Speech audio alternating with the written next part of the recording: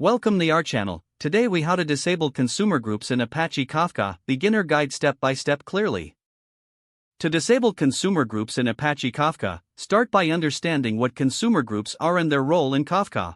Consumer groups allow multiple consumers to coordinate and balance the load of message consumption. To disable a consumer group, you first need access to your Kafka cluster. Open your terminal or command line interface. Use the command line to connect to your Kafka cluster. You can use the Kafka Consumer Groups command for managing consumer groups. To see the list of existing consumer groups, run the following command: bash Kafka Consumer Groups bootstrap server. Once you have the list, identify the consumer group you want to disable. To stop the consumer group from consuming messages, you can use the delete option.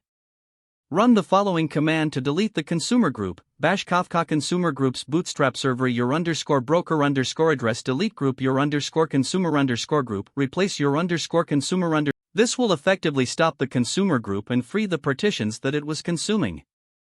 However, note that this action cannot be reversed. You will need to recreate the consumer group to use it again. If your goal is to temporarily pause message consumption rather than delete the group, consider stopping the consumers in that group instead. Make sure to assess your system architecture before permanently disabling consumer groups. Monitor the Kafka topic and consumer group status to ensure everything is functioning as expected after your changes. If the page does not load, refresh the browser or try again in a private or incognito window. Make sure you are using the correct email address, then retype it carefully to avoid small typos. If your password is not accepted, use the reset option and create a new strong password you can remember. Check your spam folder for verification or security emails, then complete any requested confirmation steps. Enable two-factor authentication if available to improve account security and reduce unauthorized access risk. After signing in, review your profile details so your contact information and settings are accurate and current. If you see an error message, note it down and try again after restarting your device and internet connection.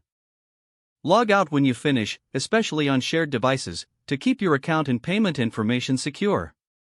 If the page does not load, refresh the browser or try again in a private or incognito window. Make sure you are using the correct email address, then retype it carefully to avoid small typos.